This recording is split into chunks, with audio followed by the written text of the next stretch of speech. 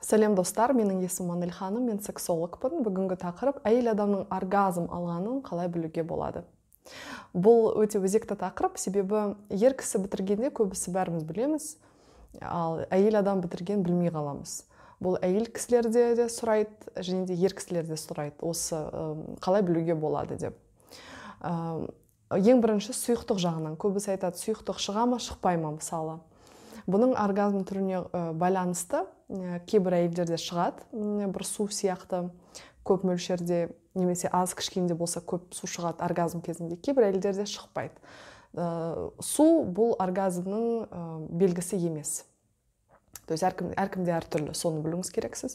Және де қазір айтатын факторларға байланысты әр әйелде әртүрлі. Кейбір факторлар болуы мүмкін, кейбір әйелдер кейбір факторлар болуы мүмкін.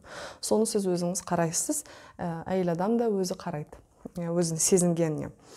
Ең бірінші оргазм алғанда, ең бірінші спазм. Спазм дегенде кішкене қатайып кетеді бұлшық еттер. Бұл тек қана бұл әр жерде бұл мысалы аяқта да болуы мүмкін, қолда бүйтіп кішкене ұйып кете ма, осындай бір сезімі болып кетеді әйел адамда.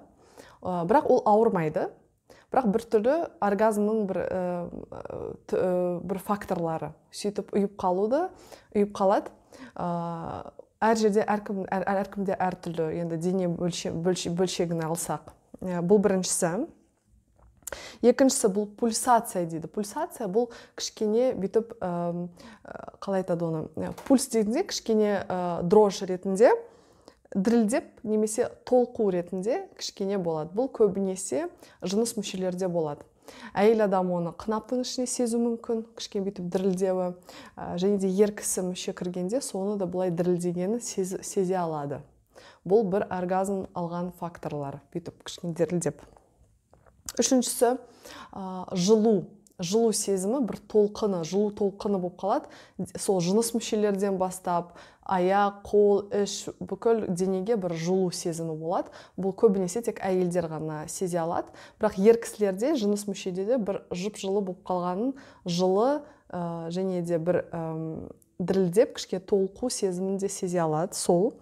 Және де төртіншісі бұл әйел адам өзін контроль жасалмайды, бақыла алмайды, өзінің дененің реакциясын. Бұл әртүрлі болуы мүмкін, бір толқулар болуы мүмкін, дірілдеу болуы мүмкін, сондай да болуы мүмкін. Айтқандай, бұның факторлары сіз әркімде әртүрлі болып қалады.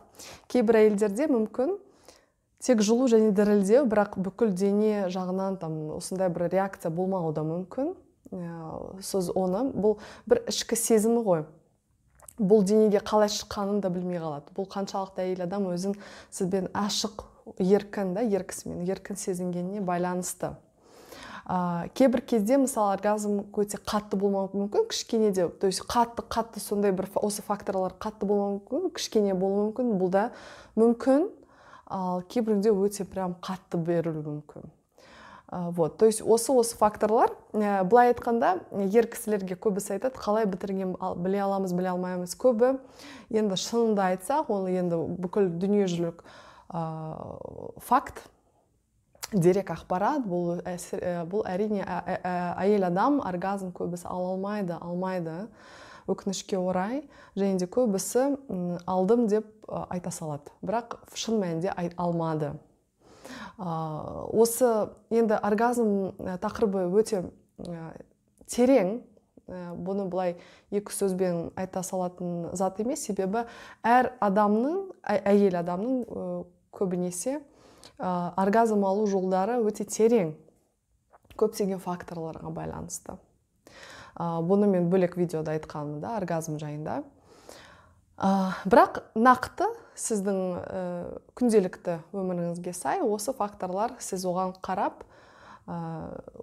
шешім және де жалпы бақылап көріңіз. Және де өзіңіздің қазіргі ситуация, қазіргі өміріңізде бұл қаншалықты сай осы ақпарат.